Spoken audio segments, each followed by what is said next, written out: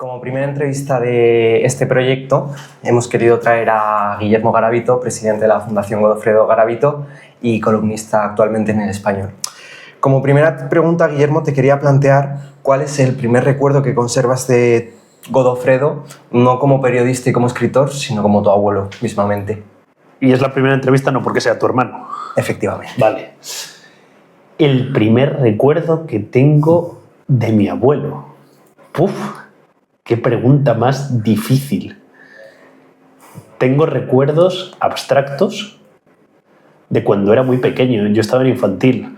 Godo tuvo una mielitis y estuvo ingresado en una residencia en José María Lacora, al lado del colegio. Y fíjate, no lo recuerdo. Tengo la imagen abstracta de Godo ahí. Godo... Es que en realidad para mí Godo no es un recuerdo. Está presente todo el rato porque ha estado presente a lo largo de mi vida entera. Entonces, no sé exactamente cuál es el primer recuerdo. No tengo una primera imagen, una primera escena, un primer recuerdo, porque Godo siempre lo llenó todo. Entonces es muy difícil identificar cuál fue el momento exacto. Bueno, ligado un poco a esta primera pregunta, desde muy joven empezaste a interesarte por el columnismo, por el periodismo y por la literatura. Fuiste la persona que le llegó a transcribir los artículos y las columnas en un momento en el que el periodismo digital empezó a revolucionar en aquel momento, aquellos primeros años del siglo XXI. Para ti, ¿qué tal fue esa experiencia? A mí esa experiencia ha condicionado el resto de mi vida entera. Descubrí a qué me quería dedicar, aunque luego me haya dedicado a muchas cosas, pero lo que ha enhebrado mi vida laboral entera ha sido ejercer de columnista. He hecho de periodista porque he escrito reportajes de cultura, he hecho entrevistas políticas, he hecho crónica parlamentaria, he hecho muchísimas cosas, pero todas a raíz de una sola, y es el día que mi abuelo, que nunca había escrito a ordenador, que nunca había escrito un artículo a máquina, decidió que en vez de dictar los artículos por teléfono, porque un becario un verano metió la pata con una anécdota que además siempre Godo contaba de manera muy divertida. Godo escribía el artículo en papel, llamaba al periódico y dictaba el artículo del día siguiente. Y a Godo le he visto hacer, enhebrando con eso, una cosa todavía más difícil que no le he visto hacer a ningún periodista nunca. Me lo han contado amigos míos de cronistas, por ejemplo, de boxeo como Manuel Alcántara, que ocurría en Nueva York haciendo la crónica de boxeo del combate del siglo, de terminar el combate, no haber escrito ni una sola nota, descolgar el teléfono, llamar a la redacción del periódico y dictar el artículo de principio a fin solo con las notas que había tomado en su cabeza. Bien, pero eso eran los periodistas clásicos como Manuel Alcántara, como Julio Camba. Eran como criaturas mitológicas dentro de este oficio. Yo, al único escritor, al único periodista que he conocido con esa capacidad es Godo. De no haber escrito una sola nota en un papel y decir, ya tengo el artículo. Descolgar el teléfono, llamar, pedir cuando acababa de dictar lo que se lo leyeran y decir, no cambies ni un punto. Entonces, eso era un talento desmedido. Y una vez que hizo eso, en el periódico metieron la pata porque Godofredo, Garavito, Gregorio, el hombre de las 3 Gs que decía Tico Medina, siempre terminaba antes de colgar y decía lo mismo, firma como siempre GGG. Y en el norte de Castilla o en el día de Valladolid ya sabían que tenían que poner Godofredo, Garavito, Gregorio. Ese día cayó un becario recién llegado que yo no sé qué habrá sido de él y todavía me acuerdo muchos días diciendo, pobre hombre, qué comienzo más frustrante. Al día siguiente en la columna salió publicado por JE. Yo a Godo no le he visto nunca cabreado, salvo ese día que llamó al periódico diciendo ¿os estáis quedando conmigo? ¿A quién se le ocurre que esto pueda ser? Y a partir de ahí, él fue precisamente quien dijo esto no vuelve a pasar, necesito mandar mis artículos escritos. Hijo, ¿tú tienes un ordenador? Y yo le dije sí. ¿Me empiezas a transcribir los artículos? Y yo le dije por supuesto. Y ahí encontré 2 cosas. La primera es descubrí que la columna de opinión cabe todo. Es el campo más absoluto de la libertad que existe escribiendo. Entonces, eres capaz de llegar y mientras esté bien escrito, mientras el idioma sostenga una idea con principios y de manera educada, porque también hay muchas cosas en los periódicos que no sabes ni cómo se publican, pero mientras esté bien escrito, que eso es lo que sostiene un periódico, y haya un argumento racional por detrás, por mucho que no se comparta, cabe cualquier cosa. 2, pagaban por ello.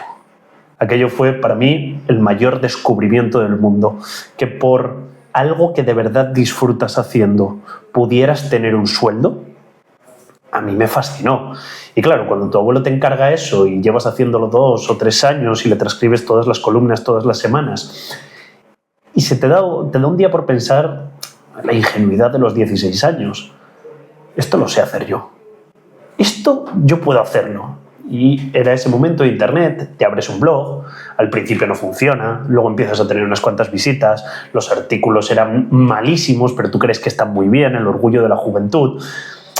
Y en un momento determinado llegas y dices, pues ya no son tan malos, y el desarrollo es un poco más ingenioso, y el idioma cada vez lo cuido mejor. Y dices, ¿y si yo me pudiera dedicar a esto? Entonces, claro, hay un momento donde dices, es que acabo de descubrir lo que quiero hacer. Yo tuve la suerte de que, empezando a hacerle a Godó de becario para transcribirle sus artículos, encontré la vocación que ha enhebrado casi toda mi vida. Fue tu paso previo y el primer contacto profesional que tuviste fue tras su fallecimiento en febrero de 2012. Corrígeme si me equivoco, pero te presentaste ante el director de El Día de Valladolid y le pidiste si podías escribir la columna de Godó, que esa semana se quedó vacía. Fue un poco más divertido que aquello. Tener el abuelo que teníamos, con un carácter explosivo en muchos sentidos, un tipo tremendamente cordial, pero también con unas ideas muy claras. Y cuando yo empecé a escribir artículos en mi blog, se los daba a leer a Godó. Además, casi siempre, antes de publicarlos, era muy raro el día que se lo escondía. Entonces, esa evolución, ese magisterio me lo dio él, de yo esto lo escribiría así, yo de este tema no escribiría porque no aporta nada, no esto, no tal. Hasta que un día un artículo quedó muy redondo y me dijo, Godó, públicalo en el periódico. Y yo le dije, ¿qué me van a publicar? Y me dijo, no te preocupes. Descolgó el teléfono, llamó al director del periódico de aquel entonces y le dijo, oye, que la columna de pasado mañana la va a publicar mi nieto Guillermo. Oye, como comprenderás, Godofredo, te tenemos muchísimo aprecio, creemos que eres nuestro mejor escritor. Una cosa es publicarte a ti y otra es publicar a tu nieto adolescente. Y dijo, no, que te he dicho que la va a publicar mi nieto, y si no, yo me voy. Entonces, claro, aquello... Yo no sé a cuántos directores de periódicos están acostumbrados no a que el pulso se lo echen los políticos, sino que se lo echen sus propios columnistas. Tuvo la generosidad y la deferencia aquel director de dejarme publicar la columna, no por la amenaza de Godó como buen abuelo, sino porque tal. Y de vez en cuando, durante aquellos últimos años, aquellos últimos 3 años, yo me acostumbré a mandar un montón de cartas al director. Mandaba cartas al director a casi todos los periódicos de España, tenía la suerte de que se publicaban, de que funcionaban, de que tal y igual. Entonces justo cayó el punto de que yo ya había publicado varias columnas, varias tribunas, y cuando muere Godó, a mí me hacen esa oferta, fueron ellos los de se queda libre la columna de tu abuelo, ¿quieres seguirla escribiendo tú? Y claro, es la primera vez en la vida que alguien te da una oportunidad laboral, y además con 19 años, no habías acabado ni la carrera, y dices, pero sí que esto es todo lo que quiero hacer. Entonces era una oportunidad que obviamente no podías rechazar y segundo, no podías desaprovecharla. Unos pocos meses después, bueno, incluso semanas, tuviste la idea de inaugurar y desarrollar el proyecto de la fundación que lleva su nombre, y en una entrevista antigua de la COPE, que pude escuchar hace unos días, dijiste que tú te sentías el responsable de tener que hacerlo porque como nuestros padres en aquel momento tenían su trabajo habitual y nosotros todavía éramos pequeños, ¿cómo conseguiste esos primeros años poder llevarlo a cabo? Porque supongo que emprender con esa edad en el ámbito cultural aquí en Valladolid es complicado. Yo creo que emprender en el ámbito cultural, emprender en general en España, en el ámbito que sea, creo que es una odisea en toda regla. En el ámbito cultural es una odisea y una ilíada juntas. Pero No, pero aquello en el fondo fue muy natural. Yo a Godó se lo había dicho unas cuantas veces y es, Godó, deberías montar una fundación que lleve tu nombre, pero no para hacer, no con ese concepto de todas las fundaciones, de casi todos los escritores tengan un premio Cervantes o no tengan absolutamente nada, que es una visión un poco ombliguista de solo conservar su obra y difundirla. A mí me parece que la trayectoria vital de Godó daba mucho más de sí, muchísimo más de sí, aparte de la poesía, de la literatura, de los ensayos históricos, de la labor periodística. La vida de Godó era en muchas facetas, casi poliédrica, que tenía valor en una sociedad inmersa en pleno siglo XXI con muchísimas inquietudes que no se están dando solución de manera pública.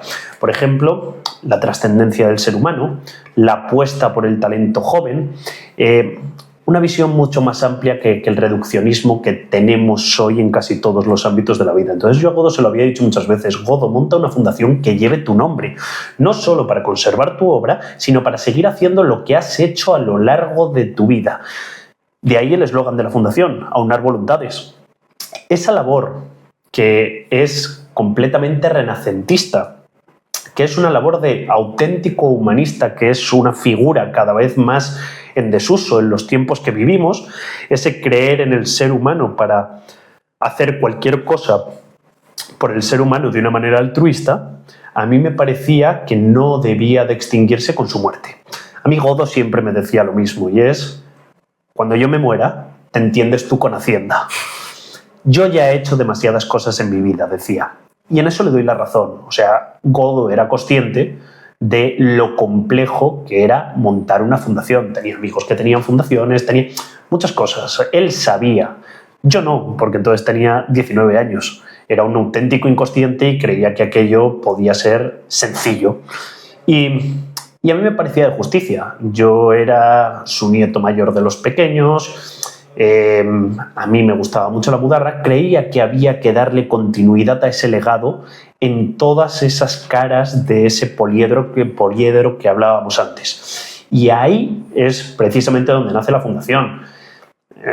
Nuestros padres fueron muy generosos, me dijeron: oye, usa la Mudarra para lo que consideres como sede de la fundación, para todo lo que necesites, en lo que nosotros podamos, ayudamos, echamos una mano. Entonces, la fundación es hoy un organismo tremendamente orgánico. Ha aprendido a evolucionar. Nosotros solo teníamos clara una cosa, que es: no queremos instituciones públicas en el patronato. Nos parece que la cultura no debe vivir de las subvenciones públicas. Nos parece que cuando la cultura solo depende del ámbito público, está condenada al fracaso, porque es lo que ocurre con casi todos los modelos, bien sean sin ánimo de lucro o con ánimo de lucro, que tenemos estudiados en los últimos 50 años en la sociedad. Creíamos que en ese unar voluntades había algo un poco más complejo, que era que se podían aunar voluntades para hacer una cultura consistente y sólida entre el ámbito público y el ámbito privado. Y eso es lo que hemos intentado desarrollar durante estos años, que pues básicamente van a ser 15. Joder. Las primeras iniciativas de la Fundación destacan la velada musical anual en los jardines de la Casa Grande de la Mudarra. ¿Por qué es importante para vosotros la cultura y mezclarlo con el mundo rural y el talento local? Pues solo por una cosa, porque esencialmente eso era Godofredo Gravito. Godofredo Gravito es un hombre que se dedicó a dar conferencias por medio mundo, hablando sobre los temas más diversos, siempre entroncados al ser humano y a la literatura, pero siempre hablaba de la Mudarra. Pero de la Mudarra no como municipio enmarcado dentro de la provincia de Valladolid, sino de la Mudarra como eje central de una historia que se remonta a los orígenes del Reino de Castilla, a los orígenes después de España como formación, como conjunto de reinos, como evolución de ese reino. Es decir, el ámbito rural en España tiene un peso histórico del que hoy quizá nos hemos olvidado un poco, pero España es un país tremendamente agrario. Su formación es de municipios muy pequeños, de gente que colabora entre sí. Esa es la visión que no queríamos perder con la fundación. Y luego porque la casa familiar está enmarcada en un municipio a 20 kilómetros de Valladolid que se llama La Mudarra. Es una casa construida por los almirantes de Castilla en el siglo XV y porque, si lo tienes que circunscribir a un lugar geográfico, nosotros pertenecemos a La Mudarra. ¿Por qué es importante ese primer ciclo de actividades que organizamos y que a día de hoy conservamos 14 ediciones después para la número 15? Pues porque es lo que yo había vivido cuando era pequeño. Cuando Godó, en el jardín, abría las puertas para sus amigos y organizaba conciertos apoyando el talento joven con chavales que eran estudiantes del conservatorio, magníficos estudiantes, porque Godó para eso tenía un oído y un ojo estupendo para fichar siempre a los mejores. Sí, daba una oportunidad, eran conciertos que él pagaba de su bolsillo a los músicos para poder deleitar a sus amigos una noche de verano en mitad del jardín de La Mudarra. ¿En cuántos sitios en el mundo todavía la gente para su actividad laboral una tarde para escuchar música clásica al aire libre en un jardín del siglo XV entre columnas de conventos desamortizados de Castilla? En muy pocos sitios. Eso había que conservarlo. Eso era necesario que de otra manera, porque yo tenía 19 años, evidentemente no podía permitirme pagar a los músicos de mi bolsillo e invitar a 100 personas. Así es el germen de la fundación, el decir, oye, queremos conservar esto, queremos seguir apoyando ese talento joven, porque dar un primer escenario a músicos de conservatorio, de cuarto, de quinto, de sexto año, que todavía no han tenido oportunidad de tocar en muchos sitios con un cierto prestigio, también supone un espaldarazo más allá de lo económico. Es una confianza en sí mismo de la que el artista muchas veces está muy necesitado. Entonces decidimos hacer esa doble vertiente, intentar que un año fueran artistas consagrados, guitarristas de Nueva York, chelistas de Suiza, pianistas japonesas, y que el año siguiente fueran artistas más jóvenes. Y así es como hemos ido desarrollando el ciclo de verano. El Jardín de la Mudarra siempre fue un lugar de encuentro. Godó decía de la casa que era una casa muy grande y que solo tenía sentido para tenerla llena de amigos. Hoy, incluso en esa labor profesional que desarrolla la Fundación, apoyando el talento joven y las artes, creemos que es un lugar de encuentro. En 2018, ya pasando unos años, presentasteis el documental en el Teatro Zorrilla, Donde vivo y muero, que reflexiona sobre la despoblación y la memoria rural a lo largo de las 4 estaciones del año, vista desde el punto de Antonio Corral Castanedo. ¿Qué recuerdas de aquel proyecto a nivel personal y profesional? Habernoslo pasado muy bien. Pero antes de responderte por qué nos lo pasamos muy bien, te diré que las obsesiones y las líneas de trabajo de la Fundación siempre han sido exactamente las mismas. Es el medio rural, el talento joven y las artes. Las artes, el talento joven y el medio rural. Me da igual el orden, no altera el producto. Entonces, nosotros creíamos que más allá de la música, la literatura tenía un papel fundamental y dentro de la literatura, la memoria. La memoria es algo que nos ha configurado como sociedad a lo largo de los siglos. Y Antonio Corral Castanedo, que es uno de nuestros mejores memorialistas en Valladolid, escritor del norte de Castilla, amigo de Godofredo Garavito, abogado de carrera, crítico de arte en el norte de Castilla, columnista, paseante de todos los pueblos de la provincia de Valladolid, era una cosa que a nosotros siempre nos ha dado mucha pena en esta fundación. Cuando un escritor muere, va directo al limbo de los justos. Su obra no se reedita, a no ser que seas Miguel Delibes, Premio Cervantes, y Premio Cervantes hay uno al año, hay muy pocos y aún así no todos sobreviven a ese purgatorio al que van al morir y las editoriales deciden si de ahí lo rescatan o no. Entonces nos daba pena que figuras tan destacadas, que su pensamiento había iluminado décadas, porque eran décadas, 3, 4 décadas de la prensa española en provincias, quedaran en el anonimato más absoluto simplemente porque toda la gente que les conoció y disfrutaba de ello ya estaba muerta. Antonio Corral Castanedo, yo lo recuerdo de que Godó me lo presentara, pero nunca lo había leído hasta que pues en el año 2014, 2015, 2016, un día en la biblioteca de la Mudarra caigo con un librito que se llama Al filo de los Montes Torozos. Y me doy cuenta de que todas nuestras obsesiones, las que están en mis artículos personales, pero también las que están en la labor que desarrolla la Fundación, estaban plasmadas en ese librito y en cómo miraba Antonio Corral Castanedo la despoblación desde los años 70 en los pueblos de Castilla, en los pueblos de la provincia de Valladolid, en los pueblos de León, en cómo hablaba de esa falta de humanidad de pueblos que cada vez se iban quedando más pequeños, más abandonados, de cómo la memoria había dejado de ser un recurso, y decidimos que una de las labores que tenía que retomar la Fundación era la conservación de esa memoria. Y decidimos hacer una reflexión muy sencilla. Por suerte o por desgracia, la sociedad española cada vez lee menos. Gastar los pocos recursos que teníamos en hacer una reedición de un libro de Antonio Corral Castanedo, sabíamos que iba a dar para que 2.500, 3.000 ejemplares llegaran a las bibliotecas de los colegios de Castilla y León, que por suerte o por desgracia iban a pasar a engrosar una estantería y probablemente nadie más volviera a caer en ese libro, a leerlo y a hojearlo. Nos dimos cuenta de que el auge que había en las plataformas audiovisuales, del contenido audiovisual puramente, era muchísimo más alto. Es un mecanismo que funciona muy bien para transmitir ideas. Por eso decidimos nosotros hacer algo que de verdad nos apetecía, que era rodar un documental sobre lo profundo de Valladolid a través de la mirada de Antonio Corral Castanedo. ¿Cómo lo vivimos? Pues fueron 9 meses maravillosos entre el equipo de producción y el equipo de grabación, porque nos recorrimos todas las estribaciones de la provincia de Valladolid, acotando hacia el centro, descubriendo puntos de la provincia que ni siquiera nosotros conocíamos. Nos dio para seguir las huellas de Antonio Corral Castanedo, llevándonos a lugares que de verdad desconocíamos incluso de nosotros mismos, y lo disfrutamos muchísimo.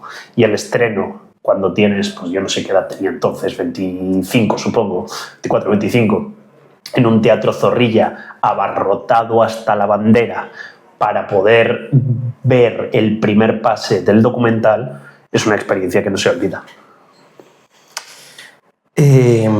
Algo también importante destacar es el Congreso de Valladolid en la Lengua, que lleva ya 2 ediciones, que concibe el español como una patria común y como lenguaje universal. ¿Qué papel juega el idioma en la identidad cultural y en el territorio, concretamente en Castilla y León? Por empezar por el final, ¿qué papel juega el idioma? Es, para los que nos dedicamos a escribir, nuestro recurso más valioso. Es decir, es el mecanismo a través del cual somos capaces de expresar ideas complejas. Es lo que nos condiciona como civilización, pero sobre todo como sociedad. No es lo mismo escribir y pensar en español que escribir o pensar en inglés. Las capacidades que tienes para expresar determinadas ideas no son lo mismo en un idioma que en otro. Por eso creemos que con un idioma que se extendió a lo largo de todo el mundo, que fue el idioma más hablado en el mundo a lo largo del siglo XV y XVI, incluso casi hasta principios del XVII, no puede ser que hoy se haya despatrimonializado hasta el punto de que no suponga un gran recurso económico. Creíamos que tiene mucho que ver con cómo hemos desconectado los 2 principales focos de hispanohablantes del mundo, es decir, España por un lado y toda Hispanoamérica por el otro. Creemos que como nos separa un océano entero, el océano Atlántico, se nos ha olvidado que esa fraternidad que genera el idioma podía volver a suponer una fuente de riqueza y una fuente de recursos económicos, pero también una fuente para aunar voluntades, una vez más, entre territorios que una vez fueron comunes y que hoy parecen opuestos. ¿Y qué mejor forma de hacerlo que desde Valladolid? No porque sea el kilómetro cero de actuación de esta fundación, sino porque ha sido el kilómetro cero de casi todas las hazañas, de casi todas las epopeyas, de casi todos las efemérides valiosas que han tenido que ver con el español. Sin ir más lejos, por ejemplo, la controversia de Valladolid. No es que Cristóbal Colón muriese en la Plaza Mayor de Valladolid, en el convento de San Francisco, después de haber llevado el español lo más lejos que lo había llevado nadie en el mundo, que era hasta descubrir un continente entero que adopta el español como lengua. No, es que Isabel la Católica, en su testamento, antes de que los ingleses hablasen de derechos humanos, un siglo y medio antes, ella empieza a hablar de derechos humanos y de cómo toda aquella gente que se había descubierto al otro lado del Océano Atlántico, todos aquellos territorios de ultramar que pertenecían al Reino de Castilla, toda esa gente que los habitaba eran súbditos de pleno derecho, exactamente igual que los de Castilla. Y ese testamento se escribe en español. Y esa lógica misionera y evangelizadora de derechos se piensa y se difunde en español. ¿Por qué hoy el español, que es, pues supongo, si no me equivoco, la cuarta lengua más hablada del mundo, entiendo que serán el indio, el chino, el inglés y después ya el español, pero seguro es un patrimonio de 600 millones de hispanohablantes, ¿por qué no supone una fuerza con peso en el mundo? Pues por una cosa muy sencilla, porque los que más usamos el español, los que más deberíamos cuidar y presumir de él, que somos escritores, periodistas, columnistas, pensadores, toda la gente para los que el español es nuestra materia prima de trabajo, no le damos esa importancia. Queríamos convertir el Vale en el epicentro para devolverle ese esplendor al idioma y volver a reflexionar sobre su importancia en todos los ámbitos, no solo en la literatura, por eso el segundo año metimos cine, por eso hemos traído hackers, porque creíamos que si volvemos a ser conscientes de la importancia del idioma en nuestro día a día, a lo mejor también somos capaces de volvernos a sentir orgullosos de él. En 2022, concretamente en septiembre a principios, Hombres G ofreció un concierto muy íntimo en La Mudarra que, bueno, ellos llegaron a definir como uno de sus conciertos más pequeños, por lo menos estos últimos años, porque hasta principios de su carrera seguramente que no hubieran hecho un concierto ante 150 personas. Entonces te quería preguntar que qué simboliza traer a una de las bandas más históricas del pop rock español a un entorno rural tan íntimo. Simboliza varias cosas. La primera es que hasta ahora todos los conciertos que habíamos organizado en el Jardín de la Mudarra durante estos años eran de música clásica o estaban dentro de la tradición española por un espectáculo de flamenco que organizamos todos los veranos desde hace 8 ediciones. Pero nunca nos habíamos acercado a la música del siglo XX ni de broma, ni de broma.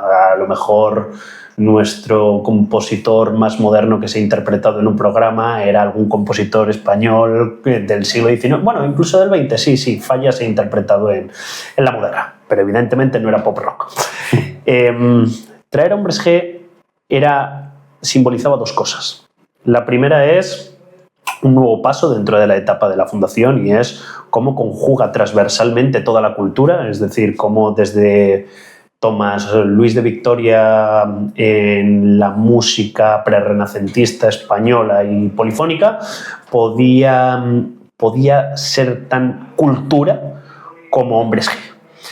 Segundo, cómo la cultura muchas veces, en eso que hablábamos antes de ser un punto de encuentro, podíamos hacerlo también en el Jardín de la Mudarra con algo que de normal es para un polideportivo lleno de gente. Hombres G viene de llenar el Madison Square Garden en Nueva York, viene de llenar el principal estadio de México DF 2 noches seguidas con casi 100.000 personas. O sea, el éxito de Hombres G en los últimos 40 años está más que contrastado en todos sus sold out, una vez detrás de otra, vayan donde vayan. Me da igual en España, en Europa, que en América y en Latinoamérica. Creíamos que también se podía hacer eso mismo, pero con un ambiente mucho más pequeño para que no solo fuera el público a ver a Hombres G, sino que el público fuera a encontrarse alrededor de Hombres G.